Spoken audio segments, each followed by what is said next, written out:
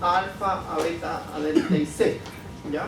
Que básicamente eso que aprendimos alguna vez en la vida, que los receptores sensoriales fue catapultado a la fibra a beta, ¿cierto? ¿Sí? Pacini, Ruffini, Krause, ¿sí? Ya. Ahora, vamos a continuar. Pues entonces, los estímulos, hay una clasificación, ¿cierto?, que los divide en estímulos externos, que son los estímulos somestésicos. La sensibilidad somestésica es la sensibilidad de la superficie del cuerpo, que puede ser exteroceptiva, piel mucosas, y propioceptiva, que es la de los tendones, la articulación. ¿Ya? Y también tenemos la sensibilidad visceral, que la llamamos la interocepción. ¿Ya?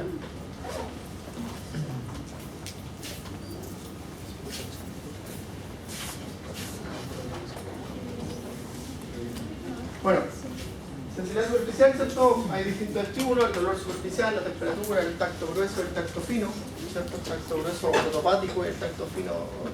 Y el tacto fino ahí se incluye la identificación de los puntos, la localización de un punto específico, identificar objetos al tacto, que es la esterognosia, y la grafestesia, que es identificar formas al tacto. Eso es grafestesia. ¿Ya?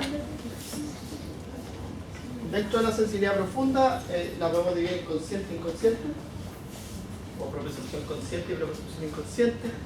Y ahí tenemos, ¿cierto?, la sensibilidad a la presión profunda, que se llama varestesia, discriminar el peso de los objetos, la varognosia, dolor profundo de articulaciones y músculos, sensaciones posturales, que son la variestesia, identificación del movimiento de los segmentos, que es la sinestesia, la posición en que quedó el segmento, la estatestesia, sensibilidad vibratoria, reconocer objetos por textura, tamaño y consistencia, esterognosia. Y la inconsciente, el tono muscular, el equilibrio, la coordinación y el movimiento. Esos son los tipos de sensibilidad que tenemos. ¿Ya? Entonces, por la primera, básicamente lo que nosotros hacemos es identificar y tener conciencia de los movimientos de nuestro cuerpo en el espacio. Y la segunda, ¿cierto?, es mantener el equilibrio y la postura, que eso es más bien inconsciente. ¿Sí? Ya, ahora es importante diferenciarlos porque se conducen por vías distintas, que para allá vamos ahora, por las vías. Entonces la clasificación de Hess, ¿cierto?, la divide en tacto epicrítico y protopático, ¿cierto?, un tacto fino y un tacto grueso. ¿Ya? Y esto ingresa en la médula espinal hoy día, ¿cierto? Antes nos pasaban esto las láminas de Rex, ¿se acuerdan de eso? Las neuronas de amplio rango dinámico. Era una cuestión así como rara, ¿cierto? Que decía que cuando entraba la neurona llegaba a la lámina 1, después a la lámina 2. ¿Vieron las láminas de Rex también? No. En anatomía se las conocen. Y son unas estructuras que habían acá, pero hoy día lo que se habla es de la modulación espinal del estímulo. ¿Ya? Entonces, en el control espinal del estímulo nosotros tenemos una vía aferente, que es una neurona pseudonipolar, que corresponde a todas estas neuronas que clasificamos antes. Básicamente leen estímulos periféricos y los van a transmitir a la médula espinal. Entonces, en la transmisión a la médula espinal, ¿cierto?, van a ascender por un camino, ¿sí?, que va a ser los diferentes tractos espinales. El tracto espinotalámico, el tracto fascículo grácil, el fascículo cuneiforme. Sí, son los mismos. Ahora lo vamos a explicar. ¿Ya?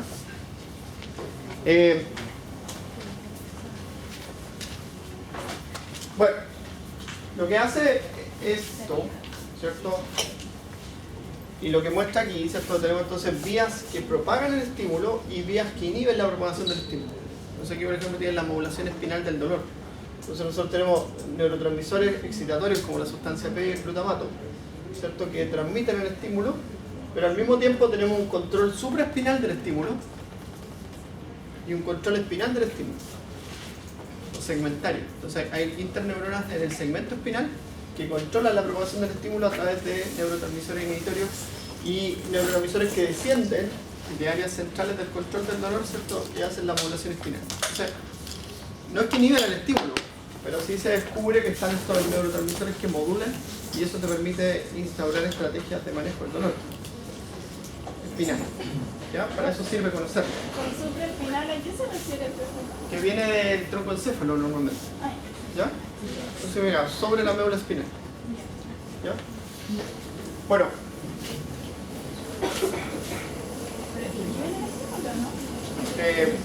Claro, pueden inhibirlo o pueden facilitarlo. No siempre inhibirlo. ¿Ya? Entonces, lo que te sirve a ti conocer las vías que inhiben, por ejemplo, es potenciar. Entonces, por ejemplo, todos los medicamentos que tienen acción espinal potencian las vías inhibitorias. Entonces, Te da sueño, por ejemplo, gabapentina, pregabalina, que se usan para tratar el dolor espinal, potencian la sinapsis GABA. El tramadol, que es un fármaco analgésico conocidísimo, potencia la vía adrenérgica y no la adrenérgica a nivel espinal. Que también son inhibitores que están arriba del control supraespinal. Entonces me permite conocer eso. Y hoy día también, por ejemplo, se usan para tratar el dolor inhibidores de la sustancia P y antagonistas del NMDA que se usan para tratar el dolor. ¿Ya?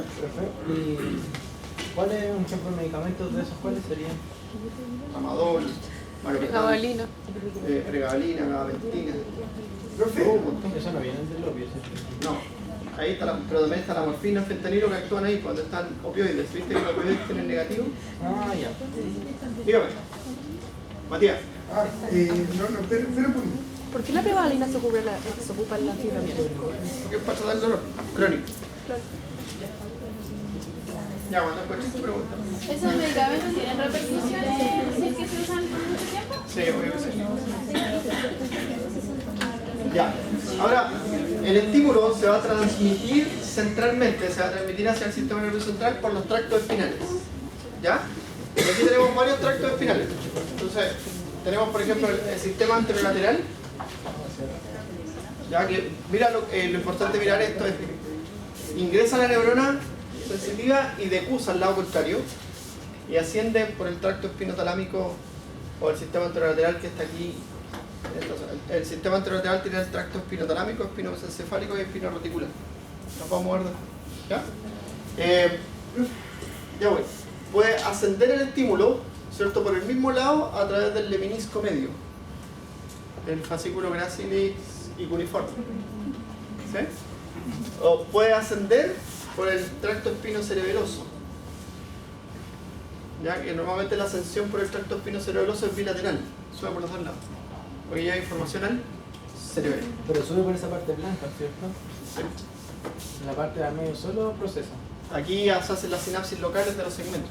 Aquí hacen tus reflejos espinales, tu regulación del control local y todo lo que explica aquí en la médula espinal. ¿Ya? Ahora sí, dime. ¿Cómo se llama esto? Que el tema eso de los impulsos y del control espinal puede llegar a ser afectado por uno de los mismos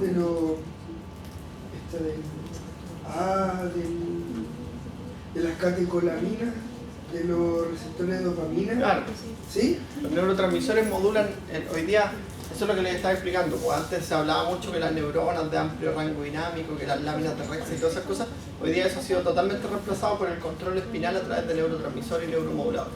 Ya, por eso le digo lo de por ejemplo, lo de la tuberoepifisiaria y todas esas que eran como las vías donde se movían. Ah, no, pero eso a nivel central. Eso solo central. Ya, claro. Y eso es ya cuando el estímulo llegó a nivel central. Ah, ya, o sea, ¿Ya? primero Primero estamos conduciéndolo en la médula, vamos en la médula. Ya, la médula.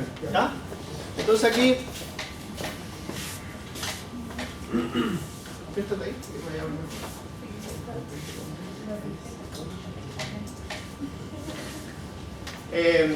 Ahí tienen, esta es una foto del néter donde están las vías sensitivas y las vías motoras. ¿Ya? Entonces, este es el fascículo cuneiforme y gracilis, ya que son el sistema del leminisco medio, se llama, ¿cierto? O de las columnas dorsales, como quieras llamarle, está bien. ¿Ya? Aquí tenemos el sistema anterolateral, que está formado por el tracto espinotalámico, espinomesencefálico y espinoreticulaar. Y este es el sistema espinocerebeloso, dorsal y antero. ¿Ya? Y por ahí ascienden los estímulos. Ahora, ¿qué estímulos ascienden por los distintos tractos? Eso es lo importante de este curso. Profe, yo me acuerdo de la anatomía que vimos que el fascículo cuneiforme, que era el tema lateral, se podría decir, era donde ascendían sobre todo las fibras que provenían del miembro superior. Sí, Porque van así, estaba antes, pues, entonces, cuando van entrando así en orden, pues así como sacro, no. ¿Sí? si son los mismos, por eso. Sacro, lumbares, abdominales, torácicas, cervicales, van subiendo así. O sea, existen más, más fibras del fascículo uniforme después, como ya en la zona cervical. Claro. Entonces, ya, bueno. Por eso a medida que va ascendiendo, la médula espinal también se va ensanchando. Ensanchando, Y también esto tiene una representación somestésica, se dice, ¿cierto? De las áreas del cuerpo. ¿Ya? Entonces, por ejemplo, eso le sirve a los neurólogos cuando ven una compresión nerviosa o una compresión medular. El grado de compresión medular indica el grado de compromiso de la estructura. ¿Ya? Bueno, y al otro lado están las vías motoras, que las podemos estudiar después cuando veamos el sistema motor. ¿Cierto? Ahí está el tracto corticoespinal lateral, el anterior, el vestíbulo espinal, el retículo espinal. ¿Sí? Que vienen, es como al revés el nombre, retículo espinal, porque viene de la formación reticular a la médula. Rubro espinal, que viene del núcleo rojo a la médula. Vestíbulo espinal, del núcleo vestibular a la médula. Y los otros eran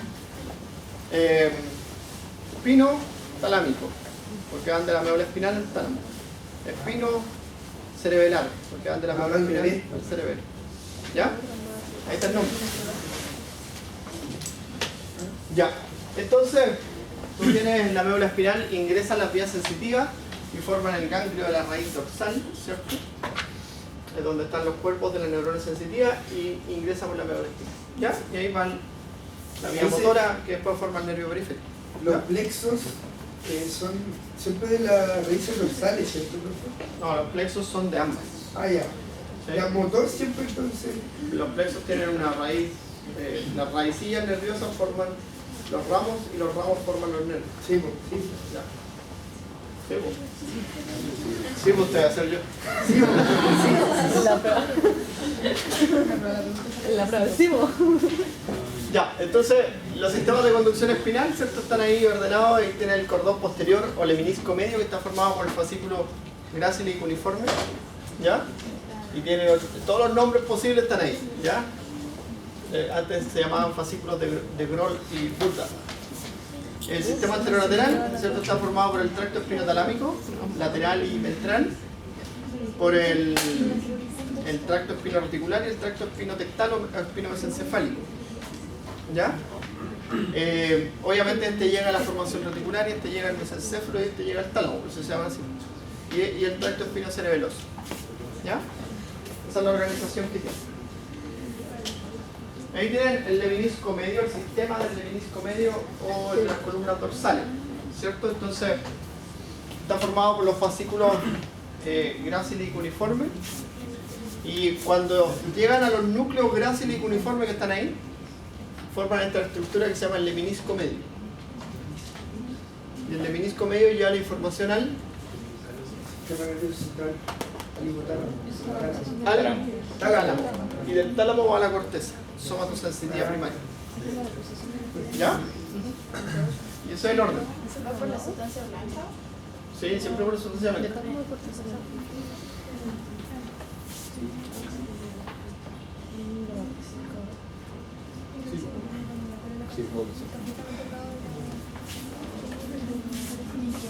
En el cerebro tiene un levinisco lateral. ¿Para qué ese? ¿Dónde? El levinisco lateral porque se llama levinisco medio. Y hay un levinisco lateral. ¿Puede equivocarse que mira que no? ¿Por qué hace callado? ¿Qué decir? Algo errado.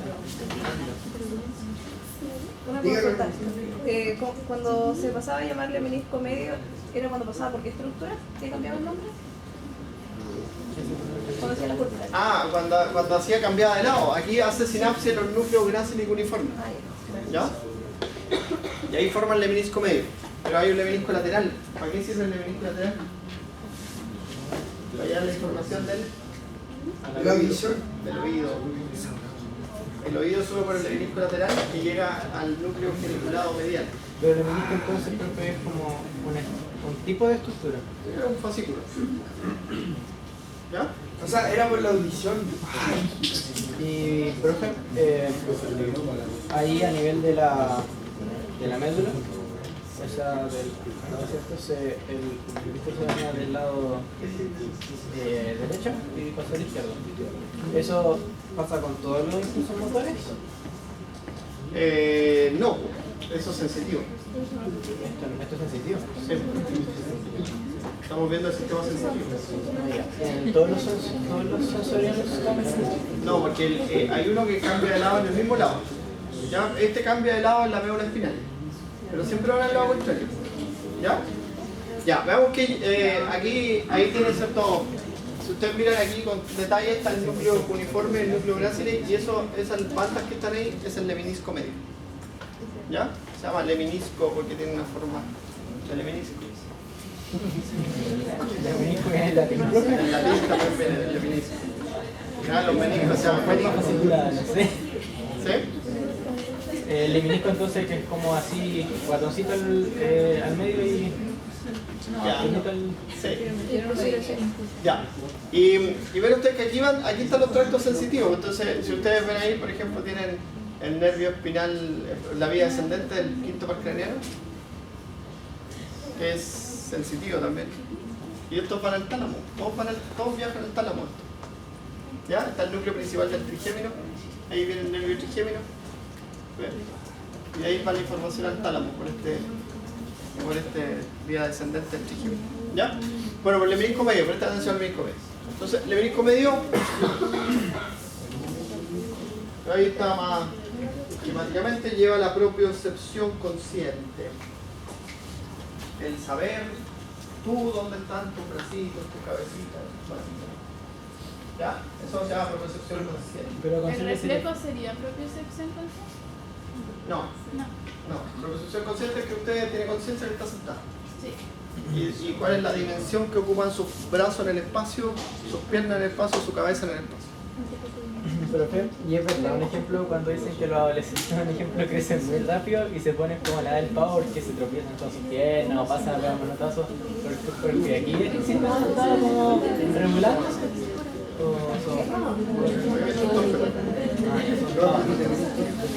Ya. Ahora, reconocer estructuras al tacto también es propio de este sistema porque lleva el tacto fino. O sea, reconocer objetos al tacto se llama esterognosia. Como si yo te paso una manzana, te la reconoces al tacto. ¿Sí? Y son elementos que se usan en el examen neurológico. Está recomendado usar un lápiz, una manzana. ¿Sí? Que son como cosas que uno le puede pasar y él lápiz normalmente usan y con los ojos cerrados reconocer que es un lápiz. ¿Ya? Profe, ¿el menisco medio se procesa esta información o se lleva de eso? Se viaja esta información. ¿Dónde se procesa? La corteza. En el tálamo hace el relevo. El tálamo deriva. El tálamo hace el relevo. Sensorial. No sé qué es el relevo. Que va a tomar la información. Y lo va a pasar por allá. Va a tomar la información y la va a pasar a otros centros para generar respuestas. Por eso las deriva. Eso. Ya. Ya, sí, po. Entonces, también procesamiento de la percepción consciente de la posición corporal, que es la precosensibilidad, y el movimiento de los miembros en el espacio. Ya, todo eso se transforma. Ahora, este también lleva información, no solo al tálamo, también lleva información al cerebelo. ¿Ya? Porque ¿El cerebelo qué hace? el cerebelo integra todas las funciones motoras del cuerpo gracias a la información sensitiva y con eso puede modificar los núcleos motores. El cerebelo está conectado con todos los centros motores. Entonces lo que hace el cerebro es recibir información y con eso Una sensibilidad y la otra no. casi siempre es sensitivo. ¿Ya? Bueno. El sistema anterolateral, ¿cierto? Lleva información, si ustedes lo ven acá, ¿cierto? Hacia el tálamo. ¿Ya? Pero también va haciendo sinapsis, y esto que se acaba de ver en otros lugares, porque yo les decía que está formado por el tracto espinotalámico, que lleva la información al tálamo, al núcleo ventral, posterior y lateral del tálamo. Pero también lleva información a la formación reticular, y son esas sinapsis que van apareciendo ahí en el camino. Y el tracto espino reticular forma parte de él, y el tracto espino mesencefálico. Entonces lleva información al mesencéfalo. Entonces, por ejemplo, en el dolor, la vía espinotalámica te permite saber el sitio en el que estás sintiendo dolor. La vía espinoreticular se permite activar vías descendentes del dolor, vías reguladoras descendentes. Y la vía espinomesencefálica le da el componente afectivo. ¿Ves? Entonces, ahí tienes los tres elementos.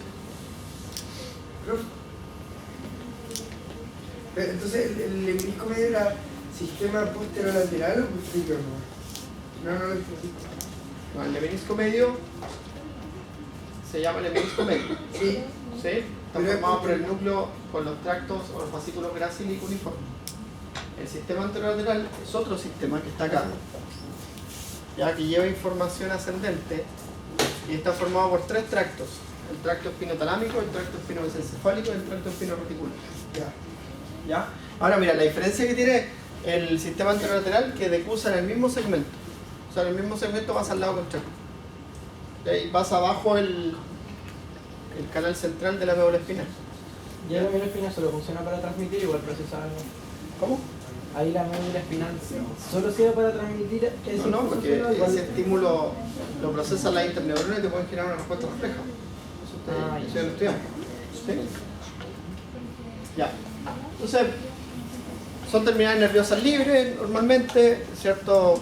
Porque son parte de las neuronas C y las A delta, las que llevan principalmente estos estímulos. Y los estímulos que transmiten son la nocicepción, que es el dolor, ¿cierto? Las sensaciones térmicas de frío y calor, el tacto grueso o poco discriminativo o protopático, como dice Kent. Las sensaciones de cosquilleo y prurito y las sensaciones sexuales. Todas viajan por esta vía. ¿Ya?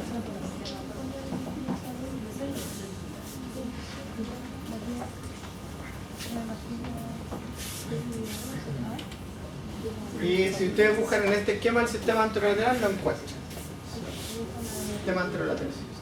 ¿Y hacia dónde va? Ahí arriba, ahí está el ladito del menisco medio. ¿Hacia dónde va el sistema anterolateral? Ahí está el recorrido. Ojo la flecha.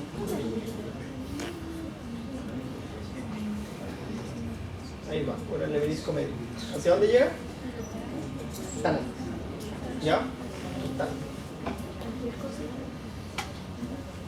Mira, por ejemplo, para que vean aquí tienen el núcleo rojo, que es un núcleo motor. Y está conectado con los pedúnculos cerebelares. ¿Vieron ustedes los pedúnculos cerebelares? Sí. Los pedúnculos y el puente son vías de conexión del cerebelo con el troncocéfalo, ¿no? Porque el cerebelo lo que hace es tomar, como se muestra aquí, información sensitiva, y con esa información sensitiva corrige el movimiento. Entonces, quien lleva la información al cerebelo es el tracto espinocerebeloso. Es distinto si el sistema anterolateral, ¿cierto? Sí. Ya.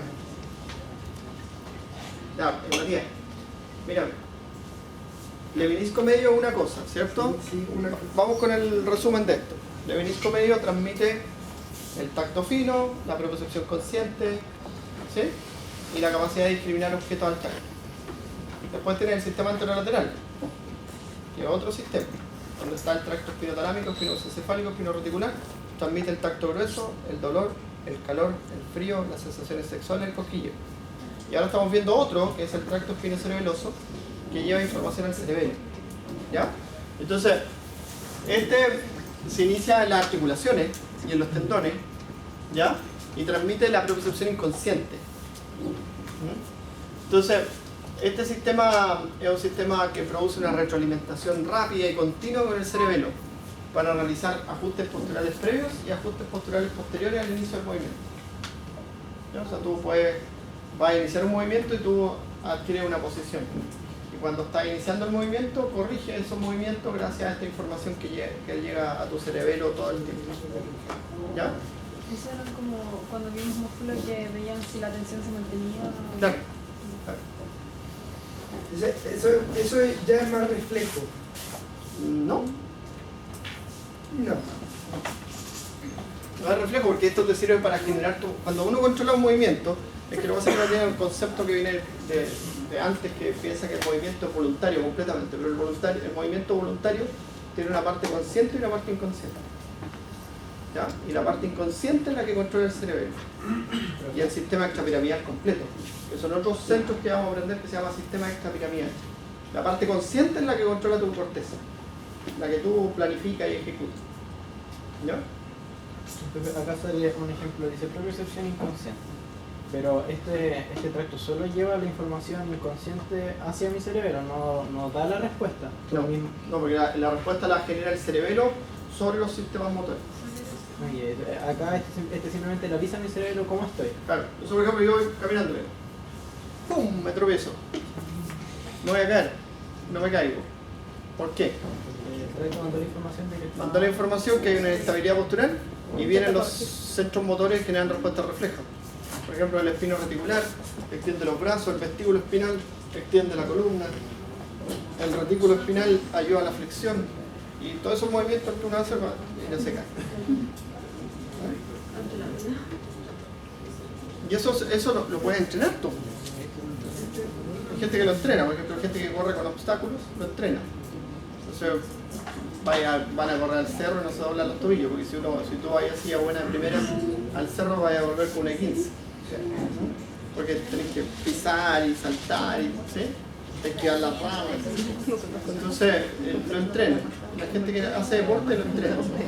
Entonces el tipo que salta y da una vuelta y cae paradito perfecto. Y desarrolló la propiocepción. ¿Ya? Y hoy día igual lo entrenan, porque hay uno de ustedes el otro día que están ahí haciendo unos ejercicios que son como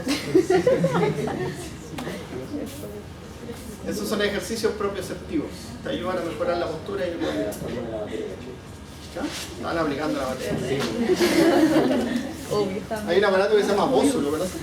Es como una rueda corta que tienes que parar ahí. Ah, sí. Bueno, eso era lo que comentaba Matías hace un ratito. Mira, aquí tienes tú entonces las vías motoras descendentes y las vías sensitivas ascendentes. Entonces te fijáis que el cervical, torácico, lumbar y sacral son el orden en cómo van ingresando los nervios espinales. ¿Ya? Y acá igual, pues mira, el sacral, lumbar, torácico, cervical del sistema anterolateral. Y aquí está el cerebelo anterior y posterior, ¿cierto? Posterior y anterior, el tracto espinocerebelo. ¿Ya? Entonces estos son vías ascendentes. Ahí está el menisco medio, el espinocerebelo y el sistema anterolateral. ¿Ya? Y este es el espino olivar que lleva información a los núcleos olivares a nivel central, las olivas. ¿Ya?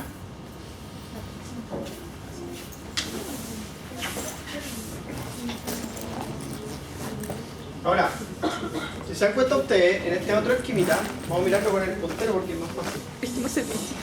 Entonces tú, una vez que el estímulo llega al tálamo, ¿cierto? Llega al tálamo, va hacia la corteza.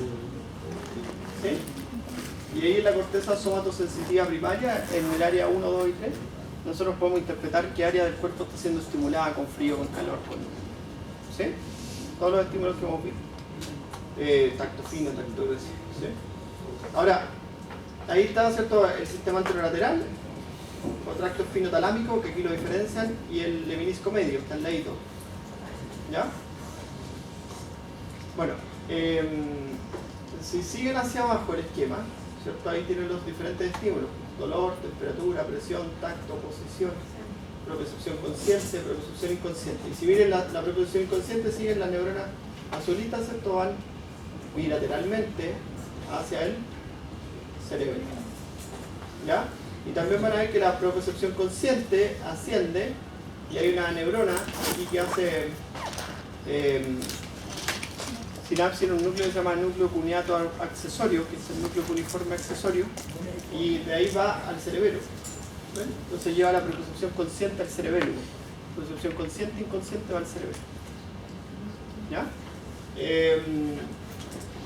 Dolor, temperatura, presión y tacto, estos van al tálamo. ¿Ya? En los núcleos ventral, posterior y lateral ventral. ¿Ya? Y ahí están. Núcleos ventrales talámicos, ¿cierto? Que hacen la sinapsis. Ahí le menisco y espinocerebelo que es bilateral. Entonces, en el tálamo, lo que hace el tálamo, ¿cierto? Es tomar esta información, vamos a mirar esto del tálamo así, entonces esas son las radiaciones talámicas que van en la corteza. Y al tálamo es un órgano sensitivo y motor, también está conectado con el sistema límbico, entonces lo que hace el tálamo es el relevo sináptico de los estímulos. ¿Ya? Entonces, por ejemplo, aquí están los núcleos, este es el núcleo posterior, que es parte del núcleo lateral. Por eso se llama ventroposterolateral. Ventral, posterior y lateral. Y ahí tiene el cuerpo geniculado lateral y medial. ¿Ya? Cuerpo geniculado, porque tiene forma de genículo. Es como dice la Ah, ya. Sí, y el cuerpo geniculado medial y lateral, yo estoy poniendo como un profe. Qué lata, me estoy transformando. Sí, po. Era un profe de Conce que lo quería mucho. Falleció hace muchos años. Y tenía un humor tan fome. Yo me reía de eso. Para pasar. Y yo me encontraba chistoso. Pero las veces que quería replicar el humor, como que la gente me dice, No está en lo tuyo. el humor no es lo tuyo. Ya, el núcleo geniculado medial recibe información, esto es importante, el núcleo geniculado medial recibe la información auditiva. ¿Ya? Entonces, ¿qué hace con la información auditiva el tálamo? Auditiva. ¿Sí? La integra. La lleva a la corteza auditiva. ¿Sí? La lleva a la corteza auditiva. Pero el tálamo también puede activar la respuesta autonómica, porque si la respuesta auditiva es un disparo, por ejemplo, ¿tú qué haces? Eso mismo. ¿Ya? Una reacción inmediata de respuesta de lucha y huida. Sin llevarlo a ¿Ya? la corteza. Primero la lleva a la corteza para identificarla, qué es lo que es. Y después, pero también la lleva a los centros que coordinan las emociones. ¿Sí? Entonces, por ejemplo, si el estímulo auditivo es el envase de las papas fritas, que lo hacen a propósito, ¿sabía usted? ¿El sonido? Las papas fritas las pueden meter en bolsas, pero las venden en ese envase metálico que suena para que la gente le dé hambre. Claro, tú sentías el envase metálico que suena y tú sientes el envase metálico que suena y empiezas a salivar. De hecho ahora les juro que te cuento que es cierto, que varios me escucharon decir estructura metálica que suena de las papas fritas y empezaron a salir. Vamos como el perro de... Ya, entonces la tienen que llevar a su centro y a los núcleos de la salivación. Entonces ya la información a los núcleos salivatorios. ¿Ya? Ya, el cuerpo geniculado lateral recibe la información visual. ¿Ya? Y de ahí la lleva a la corteza visual, que está en el lobo occipital. ¿Cierto? Pero también la lleva a otros centros. Por ejemplo, la retina manda información al sistema simpático y el sistema simpático controla la función de la glándula pineal. Y eso controla el ritmo circadiano. ¿Ya? También controla alguna respuesta autonómica. Si tú estás mirando y ves ahí la Natalia y la Maite con sus bebidas, ¿cierto? Rico.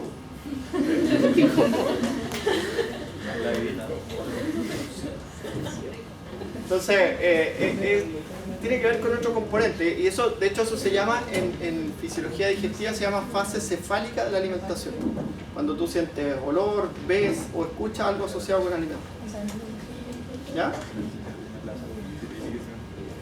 Y uno tiene una debilidad por esa Coca-Cola terrible. Pero usted había dicho algo al principio de todas las clases que estaban nerviosos acerca del olfato. El olfato no se El olfato procesa, no pasa por el tálamo, pero entonces va directo a su corteza. a su corteza. Eso que es primitivo, es más primitivo que el tálamo, el olfato. Entonces, en la evolución, la corteza surge después del, no sé si vieron eso, el rinencéfalo y el paleoencéfalo, ¿sí? Ahora vimos paleocerebelo. Paleocerebelo, ya.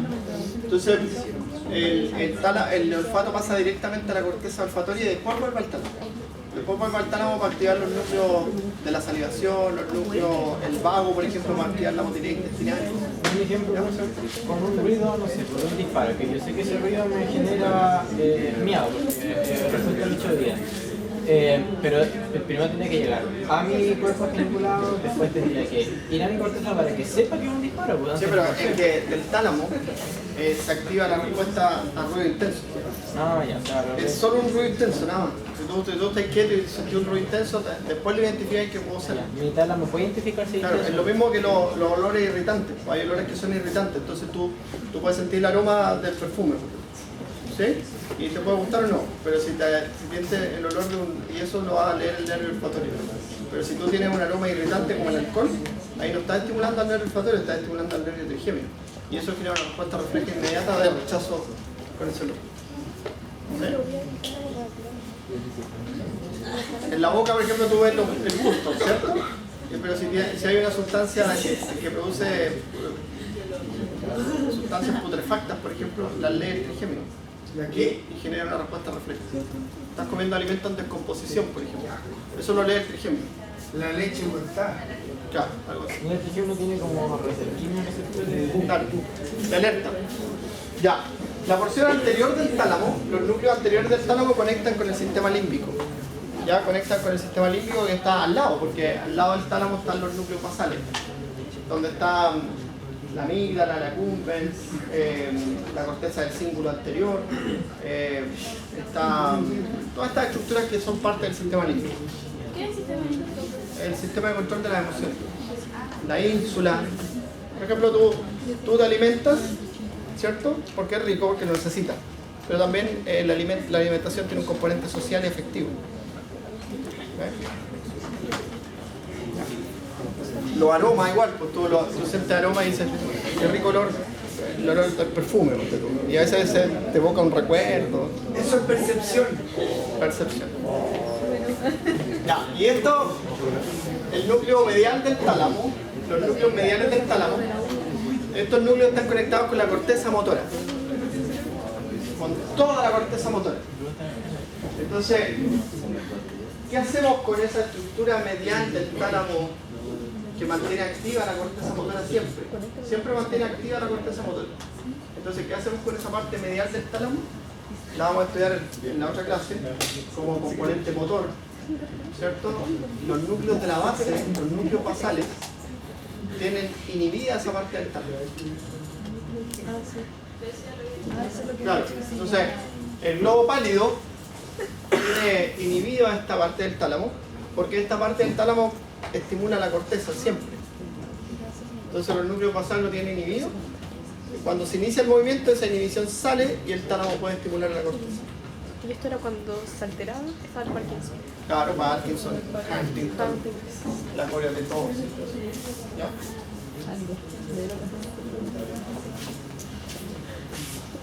Entonces esa es una estructura súper importante del cerebro. Y finalmente, ¿cierto? La corteza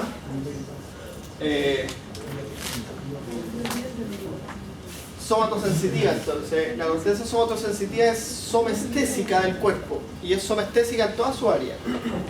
Es somestésica. En el oído, por ejemplo, que la corteza auditiva va hacia adentro, hacia medial, el lateral y medial. Tú tienes todas las áreas con cuadraditos así y están todas las intensidades de sonido en Hz. Neuronas que reciben estímulos de 5 a 10 Hz, neuronas que reciben estímulos de 100 a 200 Hz. Todas las intensidades del sonido tienen un área específica de la corteza. En el gusto también están somestésicos para los diferentes sabores. El área visual también es somestésico para los colores y para las tonalidades grises y blancas. ¿Ya? Y eso se llama, y todas esas áreas que son somestésicas, como esta, reciben el apellido de primaria. Entonces la corteza somatosensitiva primaria tiene la representación somestésica del cuerpo. ¿Ya? ¿Se acuerdan de los músculos sensitivos? Cara, mano, brazo, cadera, pie. ¿Sí? Lengua por acá. ¿Sí? Y la lengua está... Sí. ¿Alguien me pregunta? ¿A qué se refiere con áreas somestésicas? Somestésico es que representa un área de tu cuerpo en la corteza. ¿Ya? Entonces, la somestesia auditiva es que tú en esta área tienes las diferentes longitudes y amplitudes de ondas que puedes leer. ¿Ya? En el área del gusto están las diferentes áreas asociadas a lo dulce, a lo salado, a lo amargo, ¿sí? Y en la visión igual, pues están los colores, que son los tres: rojo, azul y... Profe, según yo era verde. Azul, rojo y amarillo. Verde descompuesto. Azul, rojo y amarillo. Azul, rojo y amarillo. ¿Esos son los colores primarios? Yo sé que... Profe, Azul, había... rojo y amarillo, pero iba a decir. había una... Tienes razón, tienes razón. Sí. Sí. Azul, rojo y amarillo. Y esos colores son colores primarios, pues, entonces después tú los conjugas. Y la percepción es la discusión eterna. Pues. Pero esa La conjugación. chaqueta es, para mí es café. ¿Para usted? ¿Sabes? Ahora la persona va a decir verde, ploma. Pero esa conjugación sigue siendo el mismo. En el área de asociación. Ay. ¿Ven que todas las... A ver, ya, está muy ruidoso hoy día. Todas las... Queremos probar. Sí, estamos como ansiosos. ¿De qué tienen pruebas? Ten cuidado de llegar enfermo.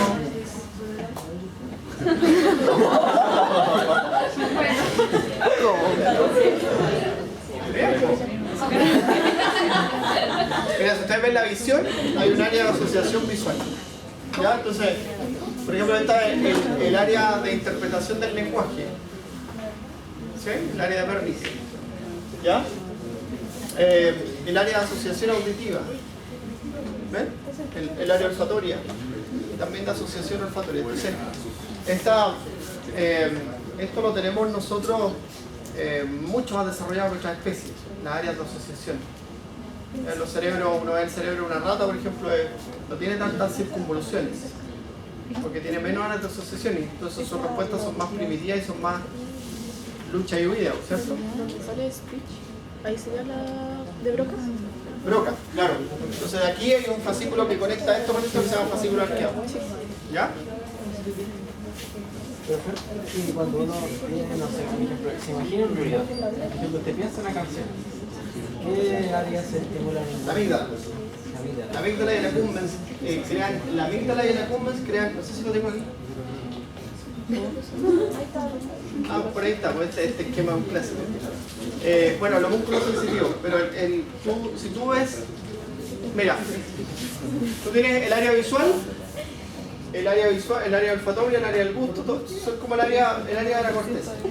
¿Ya? Pero si se dan cuenta, lo que va haciendo esto, mira, presta atención a este esquema. Entonces dice, corteza visual inferior temporal. ¿Ya? Y después van a la corteza orbitofrontal, a la amígdala, al estriado y al hipotálamo. ¿Ya? Y en esta área, ¿cierto? Lo que se modula es esto. La respuesta autonómica y el comportamiento. Entonces cuando tú sueñas, aquí se generan las imágenes con la integración de esto. O sea, en los sueños uno integra estas zonas. Entonces el sueño, ¿cierto? Son imágenes reales que uno vivencia durante su vida. Uno no sueña, por ejemplo, con cosas que no ha visto.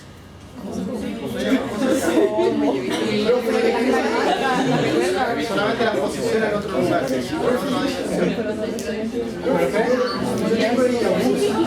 Todo el día. ¿Se lo que soñaste?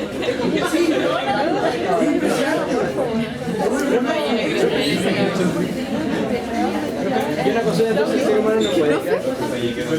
Es como cualquier cosa, pero la mayoría de los sueños son vivencia. Por esta noche, ¿cómo relaciona la imaginación en este caso? También ahora tú ves la diferencia que tenemos cuando imaginamos, cuando soñamos, que tenemos la capacidad de discriminar en que si lo vamos a hacer o no, ¿cierto? Y eso te lo da el sistema mesolimbo cortical. Eso hace que esa área, cuando se daña, se produce algo que limita eso, que es la esquizofrenia. El esquizofrénico piensa y hace. No pasó no mucho. ¿Sí? ¿Has visto la película Sonrisa? ¿Es bueno? Es bueno, fin de semana largo.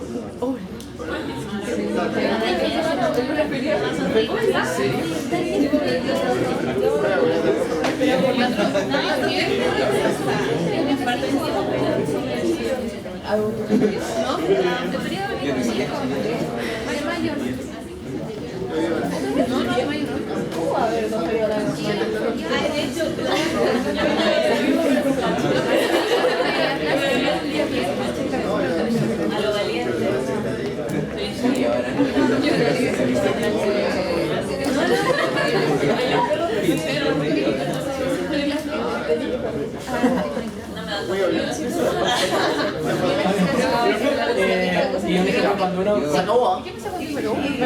¿Se acabó? Milagro.